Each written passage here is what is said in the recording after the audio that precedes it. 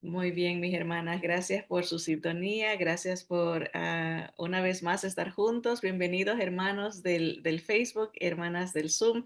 Vamos a compartir la pantalla y a continuar esta serie en la que estamos, que es Los Profetas Menores, un estudio acerca de cada libro de los profetas. Y estamos en el libro de Oseas.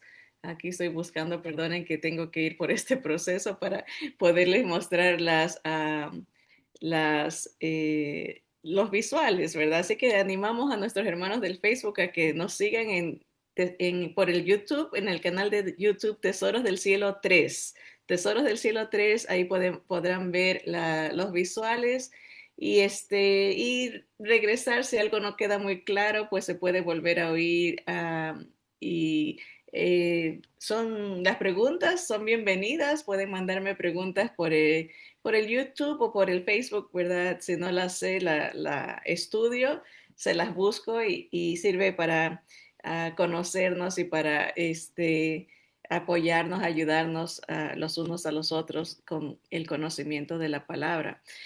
Así que, Oseas, estamos en el capítulo, hoy vamos a ver el capítulo 5. La semana pasada estudiamos el capítulo 4, que era un capítulo bastante sombrío porque era puro eh, las consecuencias negativas de la desobediencia del pueblo de Israel, ¿verdad? Lo que les iba a pasar, lo que iban a sufrir, ¿verdad? Y hablamos un poquito de esto de la referencia indirecta y la referencia paralela, que son cuando se lee un versículo en, eh, en la palabra de Dios, ¿verdad? Pareciera que está diciendo de algo que referente a los que van a escuchar, ¿verdad? Digamos al pueblo de Israel, a ese tiempo, pero al mismo tiempo está hablando de algo que va a suceder en el futuro, ¿verdad? Y eso es lo que se llama una referencia indirecta, ¿verdad? Y en el capítulo 4 encontramos una profecía que habla de que las bestias del campo, las aves del cielo y los peces del mar iban a morir, ¿verdad? Y es una profecía que no se encuentra un cumplimiento cercano porque aunque el pueblo de Israel fue sacado de su tierra, ¿verdad? Y llevado a Siria, también fue llevado a Babilonia, ¿verdad? Y hubo destrucción y muerte y sufrimiento en el humano, ¿verdad? No se vio tanto en el mundo animal, ¿verdad? Entonces vemos que eso es una referencia indirecta a algo que está en el futuro que nosotros llamamos el tiempo de la gran tribulación, donde va a haber una gran destrucción en la tierra, ¿verdad? Y de eso hablamos la semana pasada. El Apocalipsis nos describe el tipo de destrucción que va a haber en el mar, ¿verdad? Son como descripciones de bombas atómicas que van a causar la muerte, la contaminación del mar, de la tierra, se quema lo verde, los árboles, ¿verdad? Entonces, aunque está en Oseas, estamos en el capítulo 4, en el versículo 3, que se habla de esta muerte de los animales, no es algo que se cumplió en el futuro cercano de la gente de ese entonces, pero es una referencia indirecta a algo que va a pasar en el futuro. Así que aquí tenemos eh, slide, esta foto, ¿verdad? De cómo puede haber el cumplimiento cercano, la aplicación de las profecías pueden tener un cumplimiento cercano o un cumplimiento lejano. Y cuando hablamos del cumplimiento lejano, pues hemos escogido categorías donde se puede cumplir lo que se está anunciando en esa profecía, como la gran tribulación, la segunda venida de Jesús o el milenio, que es el tiempo del reinado de Jesús aquí en la tierra.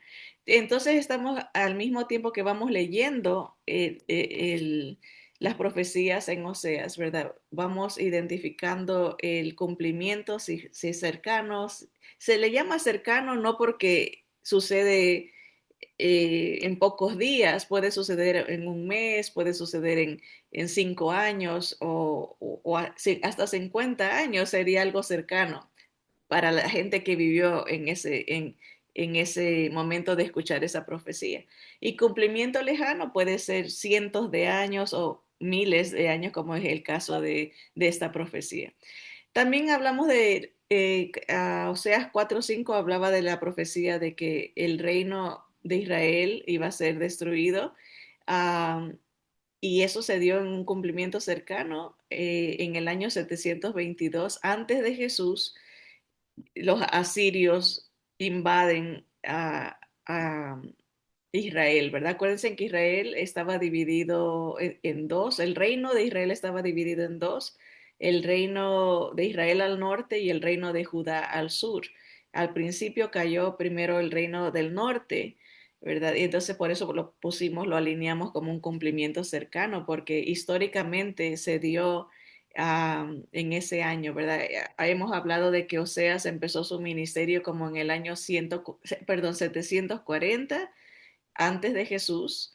Entonces avanzaron ciertos años para que en el 722, en ese tiempo antes de Jesús, el tiempo venía retrocediendo y después de Jesús va aumentando. Así se lo explica, ¿verdad? Históricamente, ¿verdad? Por eso es que 722 es después del 740, va bajando hasta que empieza Jesús el tiempo a subir.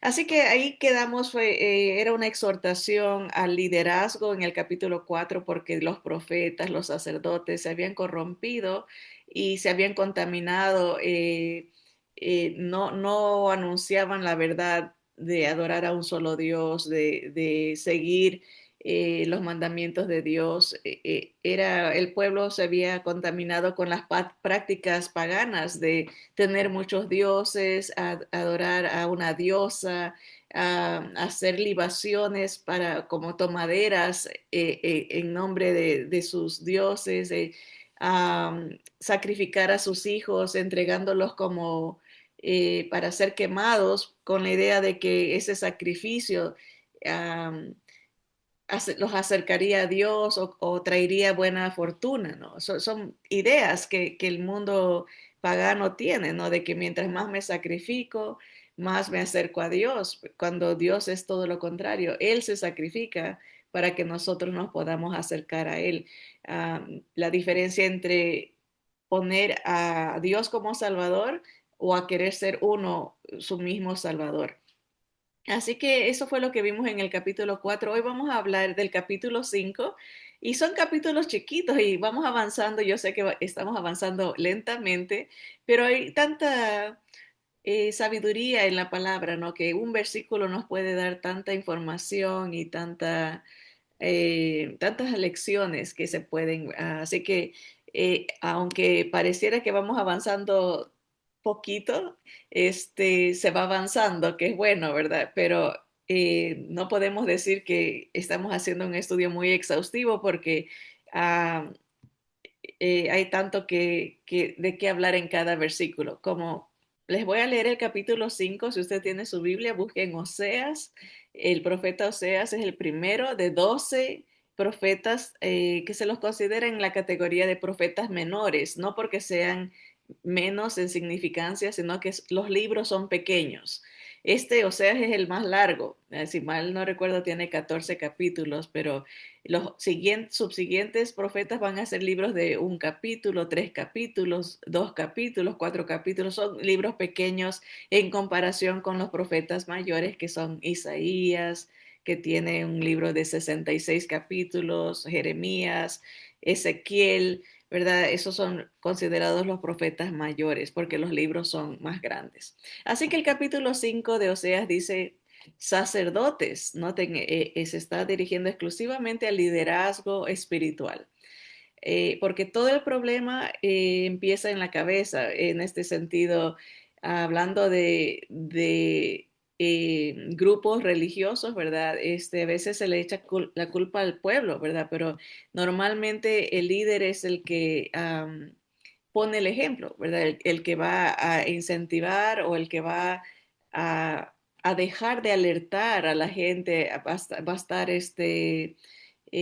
complacido con tal vez en este caso se estaba dando que vivían de la gente, ¿verdad? El sacerdocio estaba viendo ganancia de cómo sacarle al pueblo y vivir opulentemente, vivir como con mucha riqueza, pero explotando al pueblo de una manera religiosa, ¿verdad? Y el Señor va a dirigirse directamente a estos líderes, a los sacerdotes y a los profetas, que el trabajo de ellos era conectar a la gente con Dios, ¿verdad? Que instruirles, enseñarles la voluntad de Dios y ser ejemplo, ¿verdad? Sacerdotes dice, oíd esto y estad atentos, casa de Israel y casa del rey, escuchad, porque para vosotros es el juicio, pues habéis sido lazo en Mizpa y red tendida sobre Tabor. Vamos a hacer una referencia a qué quiere decir eso de lazo en Mizpa y red tendida sobre Tabor. Porque a veces leemos cosas así, no entendemos y seguimos leyendo porque decimos, ¿quién sabe qué será eso? Mejor me salto nos perdemos la bendición de descubrir lo que el Señor está tratando de decir ahí. Pero le dice, no solamente a los sacerdotes, va de la mano la responsabilidad del liderazgo, la casa del rey, ¿verdad? Las leyes que se daban, cómo estaba dirigiéndose al pueblo, ¿verdad? Es un llamado a todos los líderes, no solamente en el campo religioso, pero en el campo político, en el campo del pueblo, ¿no? Que busquen a Dios, que encajen su visión a, a los andariveles de la voluntad de Dios, ¿verdad? Así que dice, para vosotros son las consecuencias, viene el juicio, viene el llamado de ver, ver los efectos de las decisiones, ¿verdad? Porque a veces vivimos la vida como que no va a haber resultados, ¿verdad? Se sigue haciendo lo mismo y lo mismo y lo mismo y se espera un cambio, ¿verdad? Una vez escuché la definición de locura, eso es, querer que haya un cambio, los efectos sean diferentes, si seguimos haciendo lo mismo, nunca va a haber un efecto, ¿verdad? Así que eso se aplica, ¿no? En todo área de nuestra vida. En lo familiar, si queremos que haya un cambio, tiene que haber, si queremos efectos diferentes, tiene que haber un cambio, ¿verdad? Lo mismo a nivel político y religioso, ¿no? Si se sigue haciendo lo mismo, se ven los mismos resultados, ¿verdad? No hay cambio. Así que eso es lo que se está dirigiendo al liderazgo, ¿verdad? Y dice, número 2, versículo 2, y haciendo víctimas han bajado hasta lo profundo, por tanto yo castigaré a todos ellos. La misma palabra de castigar, que es muy diferente a como nosotros lo vemos, como que si Dios es, eh, un ogro, ¿no? Así lo presenta el mundo, ¿no? Como que si Él se deleita en dar un castigo. Pero vimos la palabra que quiere decir traer a cuentas. Y va a llegar un momento en que todo cae por su propio peso, ¿no? Dios permite que uno sufra las consecuencias de sus decisiones, ¿verdad? Y se tradujo como castigar, perdón, como castigar, pero lo que quiere decir es visitar, dar un pago, eh, recibir, traer a juicio, como decir, es una palabra legal, como decir, se va a analizar, litigar, se va a, a analizar, se va a conversar, se va a hacer como una lucha. Tú vas a decir tu punto de vista y Dios te va a decir el de él, ¿verdad? Y siempre él va a tener la razón. Y aquí está diciendo, llega el punto en que han abusado, han usado al pueblo y va a haber una consecuencia en sus vidas. Versículo 3 dice, yo conozco a Efraín, una tribu de Israel, ¿verdad? E Israel no me es desconocido, porque ahora, oh Efraín, te has prostituido y se ha contaminado Israel. no piensan en convertirse a su Dios porque espíritu de fornicación está en medio de ellos y no conocen a Jehová. Están influenciados por la idea de rebelarse, ¿no? De hacer, traicionar a Dios es la idea, ¿no? Irse por otros dioses, hacer lo que les viene en gana, no aceptar la dirección de Dios. Está usando terminología espiritual, ¿no? La influencia de los malos espíritus, hablando el deseo de rebelarse contra Dios, prostituirse, traicionar a Dios, porque el pueblo de Israel tenía a Dios como su Dios, ¿verdad? Por eso ellos son un ejemplo para nosotros de los peligros que existen de coquetear con las cosas que desagradan a Dios. Y aquí da la raíz de todas las cosas. Dice, la soberbia de Israel le desmentirá en su cara. Israel y Efraín tropezarán en su pecado y Judá tropezará también con ellos. O sea, las dos categorías de Israel, Israel al norte y Judá al sur, se van contaminando y van a tropezar en sus decisiones, ¿verdad? En su desobediencia. ¿Verdad? La soberbia aquí en la Biblia en español se traduce soberbia, en inglés es la palabra orgullo y que va de la mano porque el orgullo es soberbia. ¿Qué soberbia? Es creerse superior. Eso empezó con Satanás. Él dijo, yo seré más que Dios, seré como Dios, ¿verdad? Quiero sentarme en el trono de Dios, yo voy a decidir. Esa es soberbia, creerse superior. ¿Verdad? No reconocer que hay un Dios y nosotros no somos ese Dios, ¿verdad? Solo hay un Dios verdadero y Él es el único que tiene la verdad. Nosotros, nuestro corazón, dice la palabra, es perverso. A veces pensamos que queremos o estamos en lo correcto y no entendemos que no, ¿verdad? Pero si reconocemos nuestra posición de criaturas, Él es el creador, nosotros criaturas, Él tiene la verdad, nosotros tenemos que someternos a esa verdad. Nos va a ir bien, pero si queremos en soberbia sentirnos superiores que Dios y hacer nuestra propia verdad, hay gente que dice, es mi verdad, ¿verdad? Ahorita vivimos en un mundo de lo relativo, ¿no? Tú tienes tu verdad, yo tengo mi verdad, el de allá tiene su verdad y cada cual dice, esa es su verdad. Pero el Señor dijo, yo soy la verdad, yo soy el camino.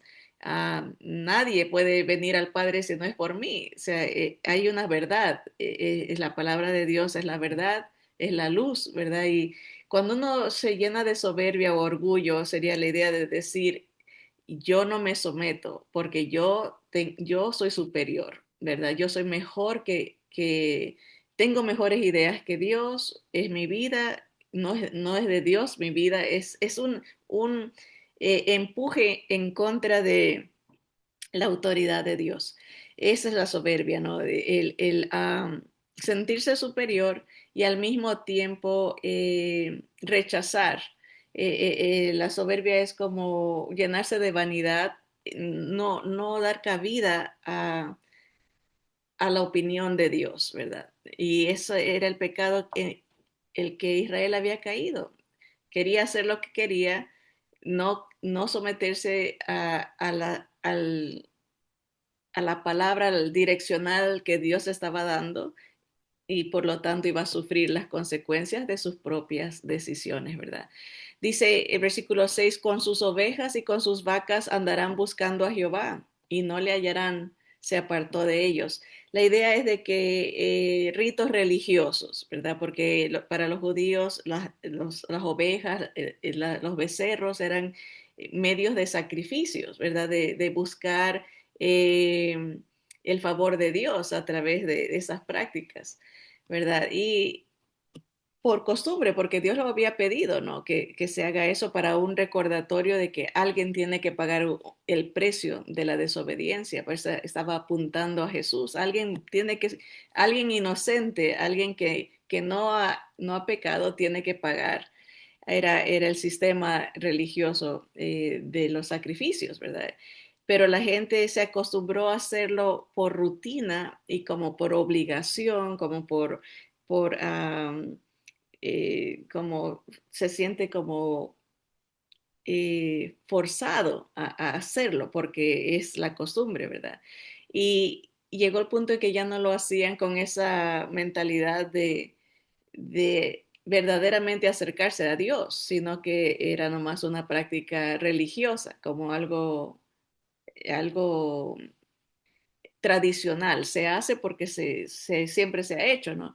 Y el Señor les está diciendo, están tan lejos que aún sus prácticas religiosas no los acerca, no los acerca a mí, dice Dios, sino que no me encuentran porque no lo hacen buscándome, sino por compromiso, ¿verdad?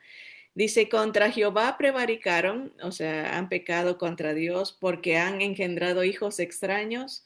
Ahora en un solo mes serán consumidos ellos y sus heredades. Aquí ya sí se nos anuncia un tiempo, ¿verdad? O sea, les está diciendo, en un mes van a ser consumidos, van a sufrir, van a morir, van a ser conquistados, van a ser deportados de su tierra, van a ser eh, llevados cautivos hacia Asiria, ¿verdad? Y van a perder todo lo que tienen.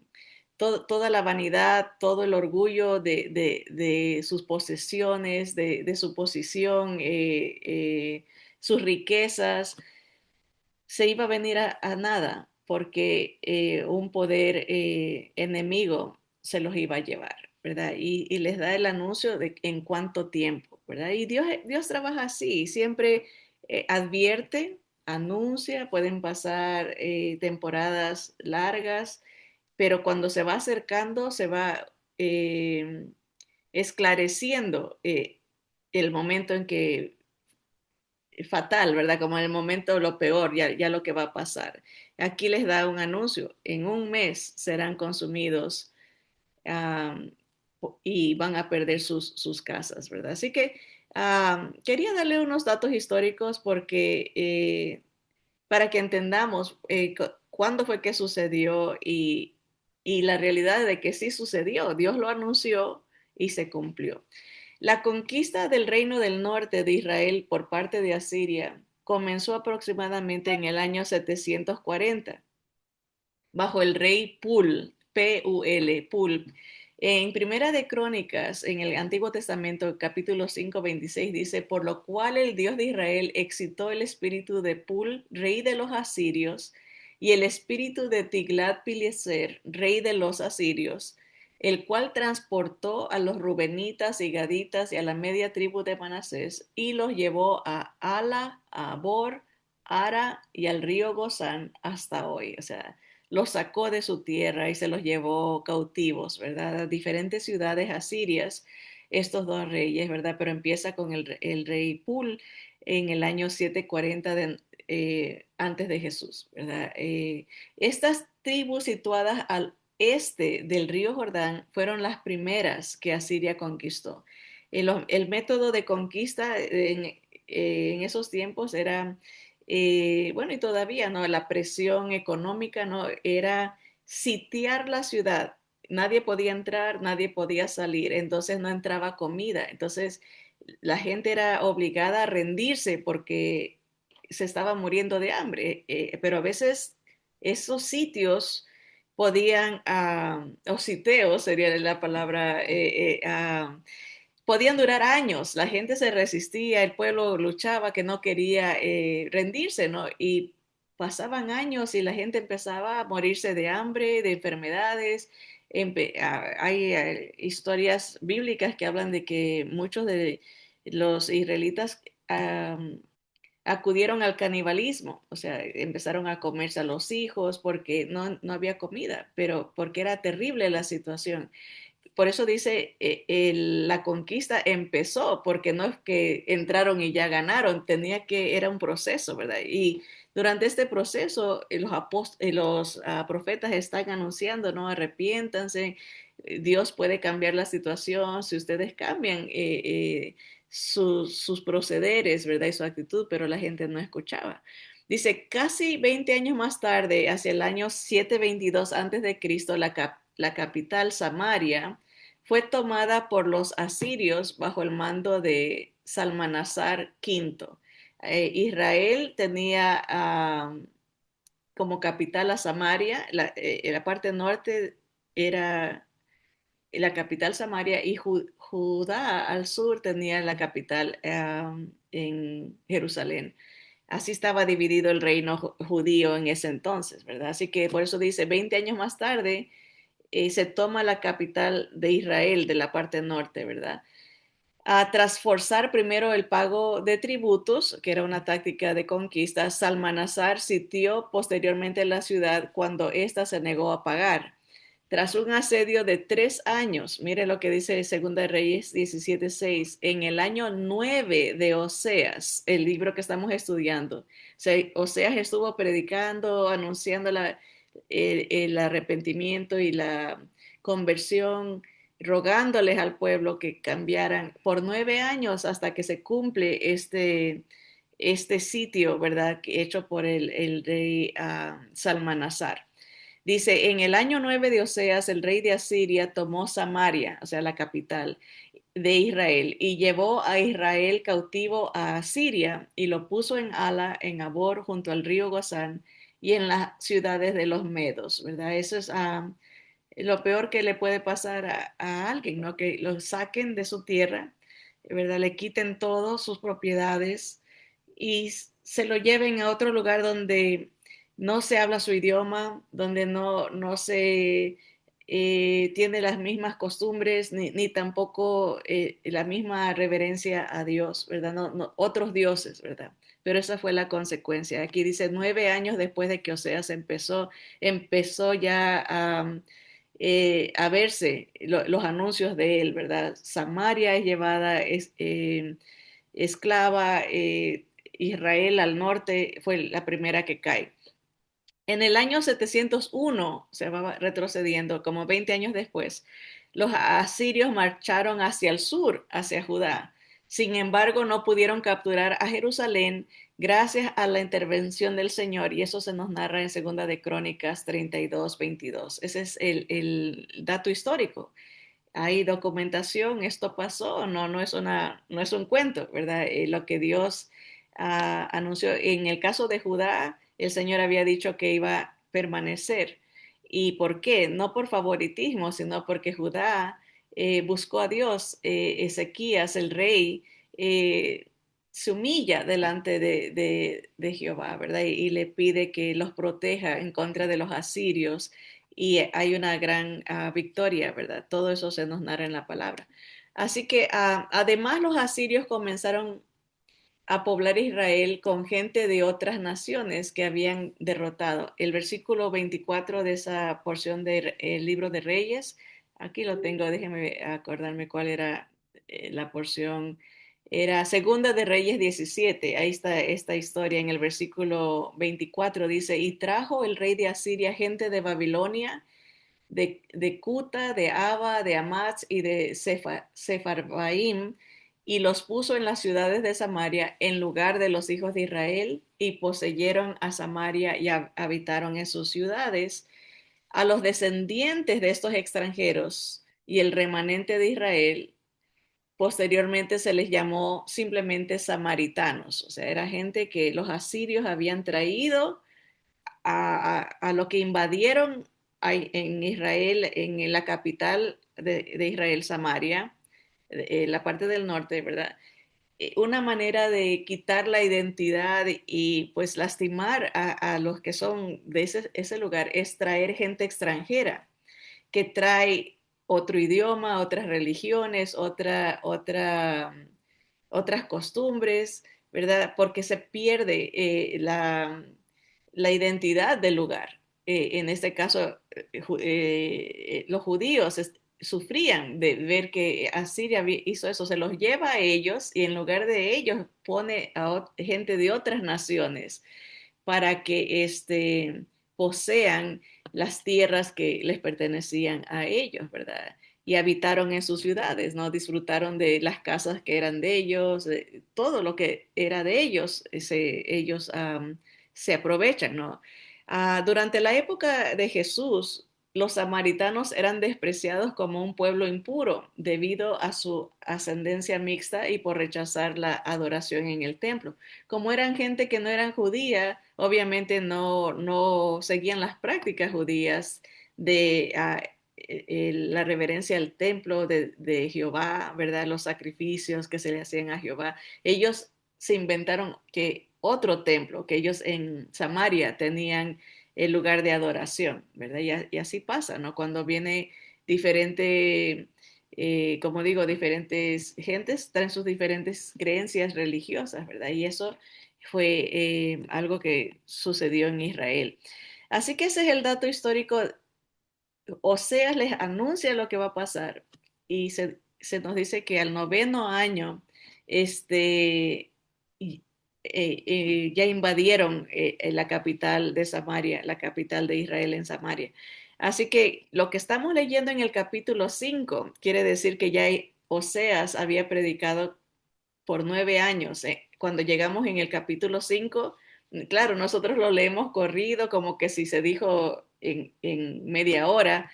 No, está pasando tiempo, ¿verdad? Dios está dando oportunidad, Dios está tratando con la gente, pero no hay respuesta, ¿verdad? Así que por eso ya cuando leemos en el capítulo 5, en un mes va a suceder esto, ya habían pasado los 9 años que nos dice Crónicas, ¿verdad? Históricamente. Así que la profecía que encontramos en el capítulo 5, versículo 7, que dice en un mes, lo ponemos como categoría de un cumplimiento cercano. Obviamente, aquí no encontramos una referencia indirecta a, a algo que va a suceder en el futuro, sino que va bajo esa categoría, cumplimiento cercano. ¿Verdad? Sigamos adelante y vamos a ver, a explicar lo que dice el versículo 1, que dice que ha sido lazo en Mizpa y red tendida sobre Tabor. Vamos a hablar de Mizpa y del monte Tabor. Mizpa es un lugar donde por primera vez se nombra en el libro de Génesis y quiere decir que el Señor vigile. Entonces, cuando se está diciendo Mispa representa la protección divina, es como un atalaya, un lugar donde se protege, ¿verdad?, del peligro, se anuncia el peligro y hay medios de cuidar a la gente, ¿verdad? El atalaya se puede pensar como una persona que está parada en el muro, en esos tiempos habían muros, y veía si venía algún enemigo, tocaba trompeta, ¿verdad? Anunciaba, vienen a atacarnos, ¿verdad? Entonces, el atalaya tenía la responsabilidad de proteger y de anunciar y de alertar, ¿verdad? Ver el peligro y de despertar al pueblo. Y espiritualmente hablando, Dios es nuestro atalaya. Él nos anuncia lo que va a pasar, nos alerta los peligros con los enemigos espirituales que tenemos, ¿verdad? No, nuestra lucha no es contra humanos, no es contra sangre ni carne, dice la palabra, sino contra seres espirituales de maldad en las regiones celestes que influencian a la gente, ¿verdad? En sus mentes con ideas contrarias a Dios, ¿verdad? Meten división, meten contienda, meten uh, ideas de pecados, ¿verdad? Entonces, el Señor nos advierte, Él es nuestra atalaya, eso es lo que quiere decir mispa. Entonces, cuando el profeta Oseas les está diciendo al pueblo, ustedes han puesto lazo en Mizpa, es como decir, están atrapando la protección, en el sentido de están limitando, ¿no? Están eh, como encarcelando lo que Dios quiere darles, que es la protección, ¿verdad?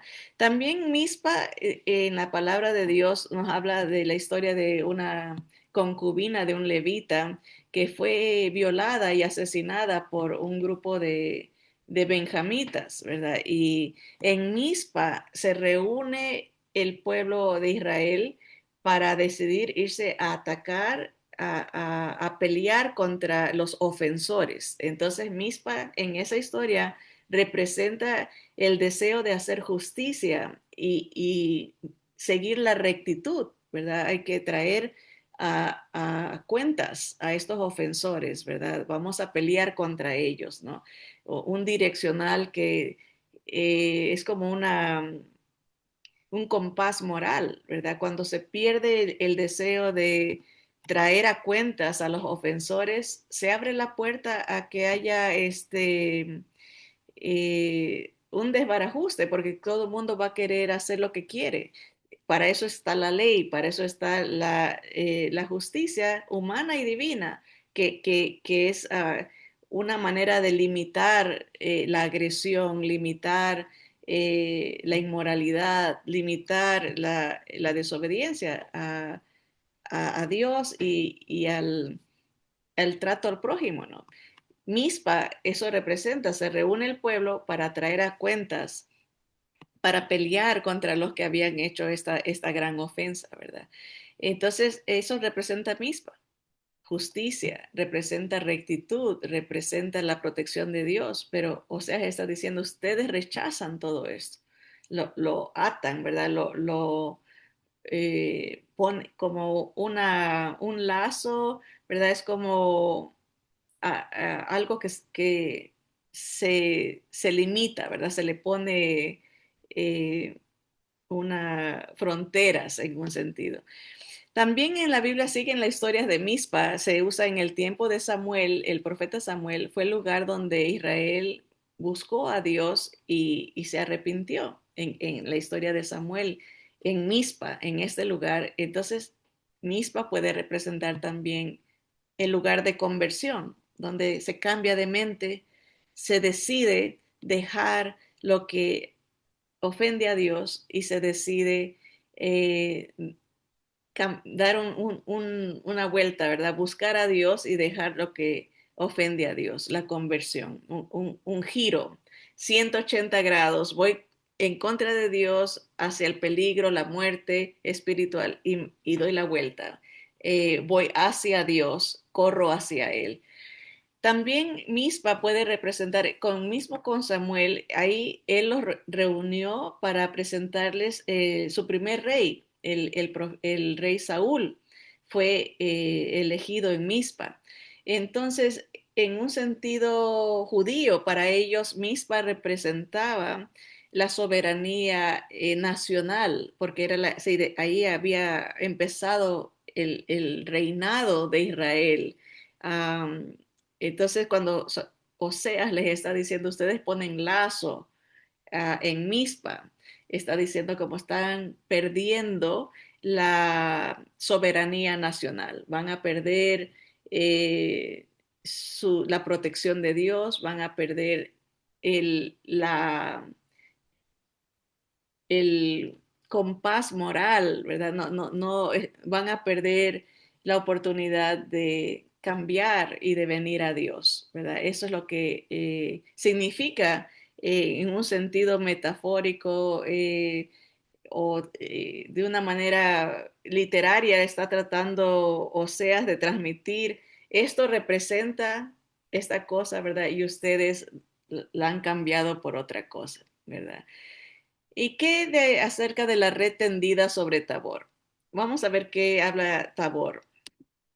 El monte Tabor, ahí históricamente es donde se da la batalla de Débora, ¿verdad? La famosa mujer luchadora, ¿verdad? Que impulsa, que fomenta, ¿verdad?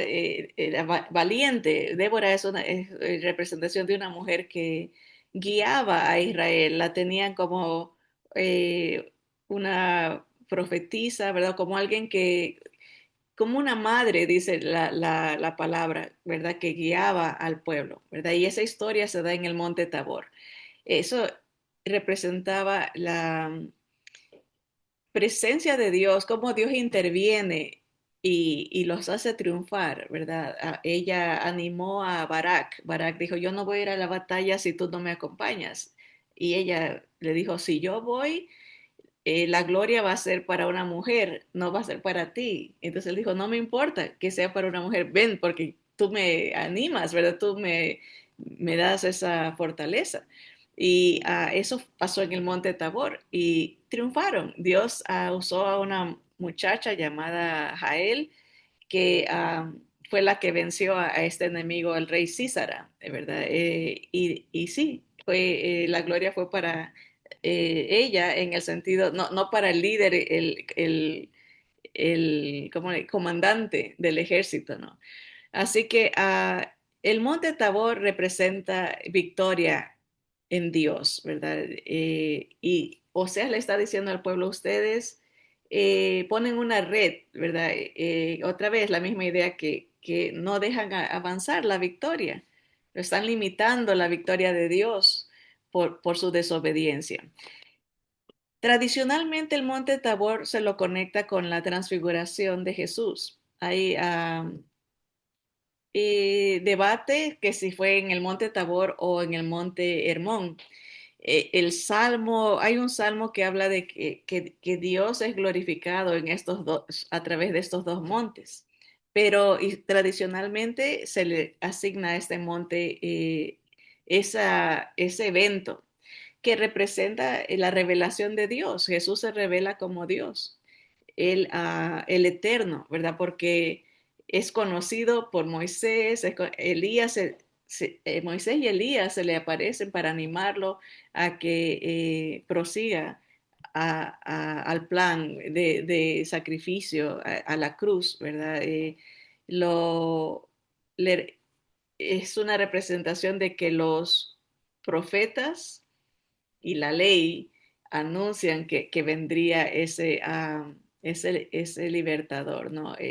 Moisés y Elías representan la palabra de Dios que apuntan al Mesías, ¿verdad? Y el monte Tabor es una representación de que se puede uno encontrar con Dios. Ahí estaba Pedro, Juan y Santiago, ¿no? Viendo este evento milagroso, ¿no? El Señor se revela como Él es, ¿verdad? Dios hombre, ¿no? Se transfigura, ¿verdad? Lo ven que brilla como la luz, ¿verdad? Y se escucha la voz del Padre que dice, este es mi Hijo amado, en quien tengo complacencia, a Él oíd, ¿verdad? No, síganlo a él, ¿verdad? Él es el único que puede complacerme, el único perfecto, ¿verdad? En quien se encuentra la salvación, ¿verdad? Así que el monte Tabor, desde la perspectiva neotestamentaria, ¿verdad? Para los creyentes que pues leemos también el Nuevo Testamento, no solamente el Antiguo, ¿verdad? No solamente representa la victoria de Dios, uh, que da la victoria los que confían en Él, pero nos revela en quién viene esa victoria, ¿verdad? El encuentro con Dios, la presencia de Dios, la intervención de Dios en la vida humana a través de su Hijo, ¿no? Viene Dios mismo a darnos esa victoria, ¿verdad? Así que a veces podemos caer en este mismo error del pueblo de Israel que limitan la revelación de Dios, la presencia de Dios, limitan a Jesús en sus vidas porque quieren seguir viviendo la vida como quieren, ¿no? En soberbia, creyéndose superiores que Dios, ¿verdad? Y Dios dice a través de Oseas, el profeta, les dice a ustedes, los líderes, los políticos, los sacerdotes, todo el mundo está haciendo lo que quiere, ¿verdad? Y limitan la obra de Dios, limitan la presencia de Dios y van a sufrir, ¿verdad? Van a limitar la protección divina, van a limitar la justicia de Dios, no se van a convertir porque va a llegar el momento en que ya es muy tarde, ¿verdad? Y pierden esa soberanía nacional. Así que termina el capítulo. Oh, aquí tenía unas imágenes del Monte Tabor para los que después quieran ver los visuales, ¿verdad? Es como una cúpula, ¿verdad? No es muy grande. No recuerdo si era, no les quiero decir algo. Siento como que era como 600 metros de altura. No es mucho, pero pueda que me equivoque en ese dato. Pero ahorita en el tiempo moderno está rodeado de aldeas árabes, este monte Tabor. ahí están, ¿verdad? Pero tiene un valle muy hermoso y en esta otra foto pues vemos también como un riachuelo, muy precioso el lugar, pero la significancia de el monte Tabor y el monte Hermón los dos dice que traerán gloria al Señor, ¿verdad? Así que en el pasado y en el futuro ellos juegan un papel importante en los planes de Dios para el pueblo de Israel. Bien, termina el capítulo 5 y no nos va a dar tiempo para hablar del el último versículo que es una proyección indirecta de algo que va a pasar en el futuro, pero los dejo para que lo lean. El versículo 15 dice, andaré y volveré a mi lugar hasta que reconozcan su pecado y busquen mi rostro. En su angustia me buscarán. Si hemos hablado de que hay porciones en las escrituras que pueden ser una referencia paralela, está apuntando a algo similar, que va a pasar algo parecido a lo que ya pasó, como que la historia se repite, pero en las categorías que hemos escogido de las proyecciones a largo plazo, ¿verdad? De cumplimiento lejano, son la gran tribulación, la segunda venida de Cristo y el milenio, pues podemos notar referencias, el Señor se va, ¿verdad? Y está esperando que el pueblo de Israel lo reconozca, pero no lo va a reconocer hasta que pase por el tiempo de angustia, que es el tiempo de la gran tribulación. Entonces el versículo 15 sí nos da un destello de algo que tiene una proyección de cumplimiento lejano, pero eso lo vamos a dejar para estudiarlo más adelantito. Ah, pero vamos a terminar el capítulo ahorita leyéndolo esos últimos versículos que quedan. Dice, tocad bocina en Gabaa, trompeta en Ramá, sonad alarma en Betavén. Tiembla, oh Benjamín, Efraín será asolado en el día del castigo, en el día de la retribución, ¿verdad? Cuando se traigan las cuentas. En las tribus de Israel hice conocer la verdad. Los príncipes de Judá fueron como los que traspasan los linderos. Derramaré sobre ellos como agua mi ira, ¿verdad? El liderazgo es responsable, porque ellos son los que fomentan al pueblo, ¿no? Con sus leyes, con sus eh, como imposiciones, ¿verdad? A veces cosas que el pueblo no quiere hacer, pero el liderazgo se aparta de Dios y hace cosas que traen la ira del Señor. Efraín es vejado, quebrantado en juicio, porque quiso andar en pos de vanidades. Yo pues seré como polilla a Efraín y como carcoma a la casa de Judá. O sea, un mal que no se puede uno deshacer tan fácilmente. La polilla va carcomiendo, va debilitando. Puede ser una estructura, ropa, lo que sea, la destruye lentamente, ¿verdad? Y así fue, no es un castigo que de un día ya se acabó, sino que es un proceso, porque a través de ese proceso también vemos la misericordia de Dios que está tratando de alcanzar al ser humano, ¿verdad? Versículo 13 dice, y verá Efraín su enfermedad y Judá su llaga. Irá entonces Efraín a Asiria y enviará al rey Jareb, mas él no os podrá sanar ni os curará la llaga. La dependencia a veces de creer que un líder, alguien puede hacer la diferencia la hace el Señor en nuestra vida, en nuestro corazón y a través de nuestras decisiones. Los pasos que tomamos influencian, ¿verdad? La salvación no viene de liderazgo, pero de nuestra fe en Dios, tomando las buenas decisiones, haciendo tomando pasos de cambio para impactar nuestras comunidades, ¿verdad?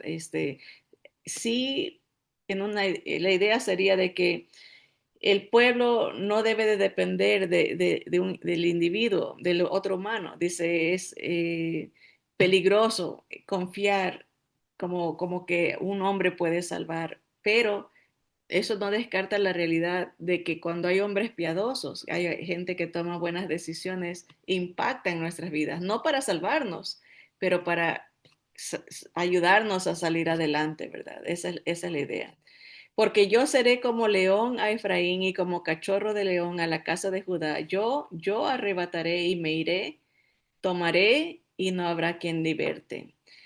Andaré y volveré a mi lugar hasta que reconozcan su pecado y busquen mi rostro. En su angustia me buscarán.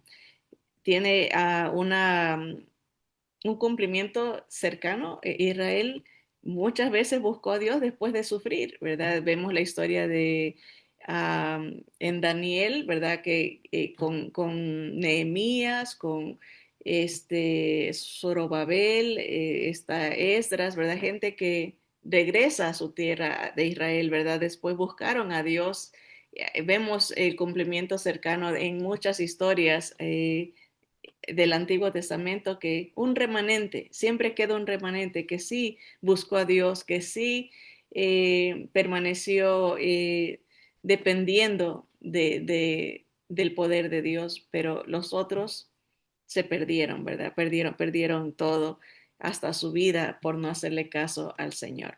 La historia se repite a nivel espiritual, a nivel real, a nivel político, a nivel sí. Mientras la gente no haga caso a Dios, mientras la gente no busque a Dios, siguen en sus vanidades, siguen en su soberbia, siguen en su altivez de corazón, se sufrirán las consecuencias. Es la realidad. No hay una historia feliz sin seguir a Dios. Con Dios hay victoria, con Jesús hay salvación, con Jesús hay rescate, hay liberación, con Jesús hay conversión, con Jesús hay esperanza, ¿verdad? Y ese es el mensaje. Los profetas siempre daban las consecuencias y daban las promesas, ¿verdad?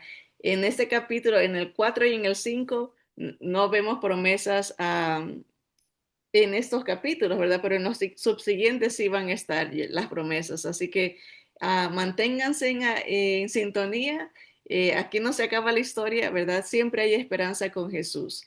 Una meditación personal que todos debemos de hacer, ¿verdad? Estamos escuchando la voz de Dios, estamos caminando, eh, eh, dependiendo de Jesús.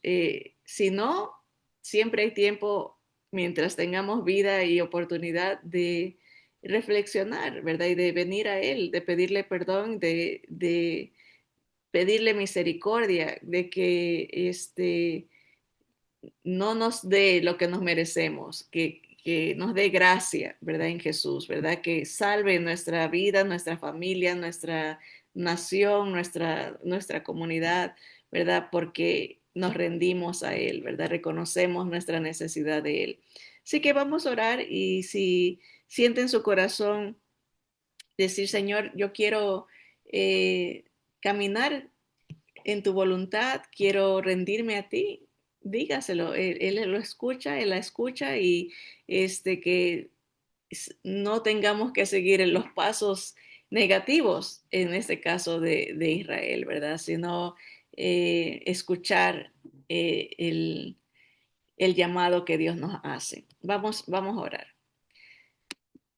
Señor, te damos gracias, Padre, por tu palabra, Señor, por tus profetas, Señor, que hicieron tanto por anunciarnos tu verdad, tus propósitos, a anunciarnos tu voluntad, Señor. Gracias porque tu palabra es viva y eficaz y es más cortante que una espada de doble filo que penetra hasta el espíritu, los tuétanos, el alma, parte el alma, nos redarguye, nos convence de pecado, nos advierte, nos enseña, nos corrige tu palabra, Señor.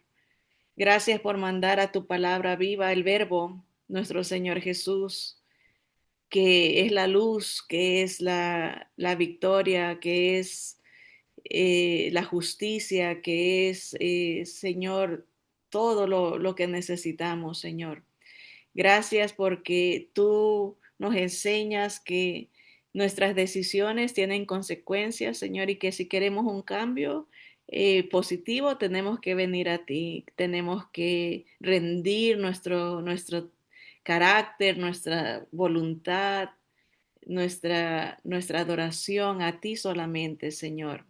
Hacer a un lado los dioses ajenos, nuestra, el ego, el yo, Señor, y buscar tu rostro, buscar eh, tu, tu presencia en nuestras vidas, Señor. Padre, ten misericordia, Señor, de cada uno de los oyentes, Señor, de nuestras familias. Ten misericordia, Señor. Padre de nuestra nación, Señor. Entran los enemigos, así como en Israel, ¿verdad? Y buscan cambiar todo por dentro, como le pasó a Israel por no oír, Señor. Padre, concédenos la oportunidad de acercarnos a ti, Señor, y rendirnos a tu voluntad. Que venga tu reino, que sea hecha tu voluntad. Eso pedimos, Señor. Padre, gracias porque eres un Dios real, que te apareces e intervienes en nuestras vidas para rescatarnos, Señor. A ti sea toda la gloria y la alabanza. Bendice a todo oyente, te lo ruego en el nombre poderoso de Jesús. Amén y amén. Que Dios los bendiga, hermanos. Adelante con Cristo.